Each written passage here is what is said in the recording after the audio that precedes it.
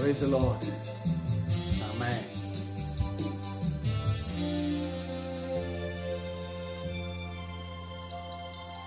உலகம் எல்லாம் மாயையா, உலகம் எல்லாம் மாயையா, உம்மன் ஒன்றே போதுமையா, உம்மன் ஒன்றே போதுமையா.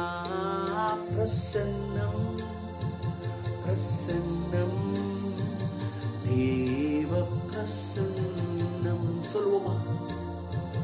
பிரசன்னம் பிரசன்னம் தேவ பிரசன்னம்.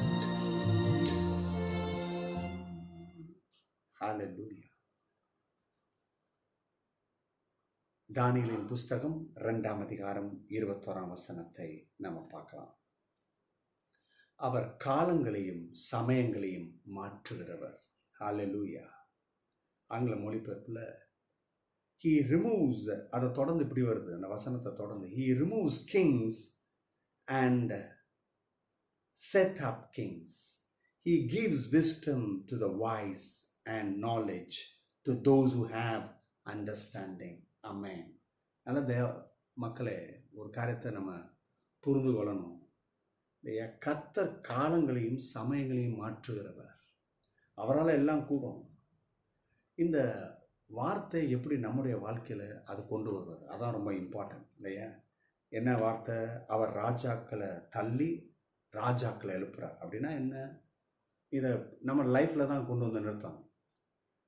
நமக்கு விரோதமாக நிற்கிறவங்க, நமக்கு துரோகம் செய்கிறவங்க, நமக்கு நெருக்கடி கொடுக்குறவங்க, அது வேலை ஸ்தலமாக இருக்கலாம், ஏதாவது இருக்கலாம், இதெல்லாம் அது ஒரு ராஜ்யம், அது ஒரு டைப் ஆஃப் கிங்டம் இல்லையா? முன்னேற விடாமல் இல்லையா, ஒத்துழைக்காமல் இல்லையா, பலவிதமான தீய காரியங்களில் மூவ் பண்ணுறாங்க பார்த்தீங்களா, ஸ்டெப் எடுக்கிறாங்க பார்த்தீங்களா, இது ஒரு டைப் ஆஃப் கிங்டம். ஸோ இதை தான் கர்த்தர் என்ன பண்ணுறாரு? ரிமூவ் பண்ணுவேன்றார். ஆக ஒருவேளை நீங்கள் அது போல் நெருக்கடியில் மாட்டிக்கிட்டு இருக்கிறீங்களா? என்னடா இது சூழ்நிலை எப்படி இருக்குது, சாதகமாக இல்லை இல்லையா, நான் ஒன்று நினச்ச ஆரம்பித்தேன், இது வேறு மாதிரி இருக்குது இல்லையா, வேறு மாதிரி ஒன்று போயிட்டுருக்கு, ஒன்றும் சரிப்படுற மாதிரி தெரியல, ஒன்றும் மாறுற மாதிரி தெரியல இல்லையா? வருத்தப்படாதீங்க. இந்த வார்த்தை சத்தியம். அந்த வார்த்தை என்ன சொல்லுது? ராஜாக்களை தள்ளி ராஜாக்களை எழுப்புவார். அப்போ இந்த காரியங்களை நம்மளை விட்டு கர்த்தர் நீக்குகிறாரு. ராஜாக்களை எழுப்புவார்னா என்னது? அது நமக்கு வர வேண்டிய நன்மை, நம்முடைய சுதந்திரம், நம்முடைய வெற்றி, நம்முடைய வாழ்வு.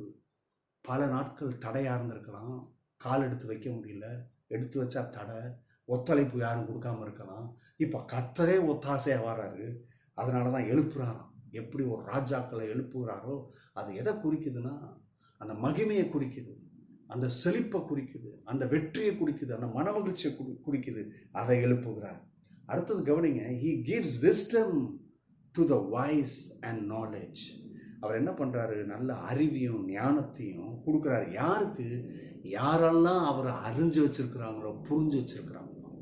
இந்த காலவெளியில் மக்களே, தயவு செய்து உங்கள் வாழ்க்கையில் வர வேண்டிய நன்மைக்கு செய்ய வேண்டிய 3 காரியம். God changes time and season. அதை பாருங்கள்.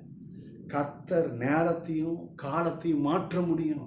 நீ என் தலையெழுத்து முடிஞ்சு போச்சு, அவ்வளோதான், இது எவ்வளோ நாள் இழுத்துட்டு போதும் இல்லை, அப்படி நினைக்காத. கர்த்தர் மாற்றுவார் என்பதை நினை. 2வது, God rise and remove kings. கர்த்தர் உயர்த்துகிறார், உனக்கு விரோதமாக இருக்கிற ராஜ்யங்களை கீழே போடுகிறார், எடுத்து விடுகிறார், ரிமூவ், அகற்றி விடுகிறார். உனக்கு விரோதமாய் உன்னை அளக்களித்து உன்கிட்ட பலவிதமான கசப்புகளையும் வைராக்கியங்களையும் வைத்துக்கிட்டு இருக்கிறத ரிமூவ் பண்ணிடுவார். இதை இந்த வசனத்திலிருந்து நம்பு. கடைசியாக 3வது, God gives wisdom and knowledge. ஒருவேளை எனக்கு வாழ்வதற்கு, நான் காரியங்களை செய்வதற்கு, முன்னேறுவதற்கு ஒன்றும் தெரியலன்னு நினச்சிட்டு இருக்கிற, ஆனால் கர்த்தர் கொடுக்குறாரு, அறிவையும் ஞானத்தையும் தருகிறார். கண்டிப்பாக இந்த நாளிலே நீங்கள் அதை பெறுவீர்கள். நீங்கள் கர்த்தரால் ஆசீர்வதிக்கப்பட்டவர்கள். God bless you. Bye-bye.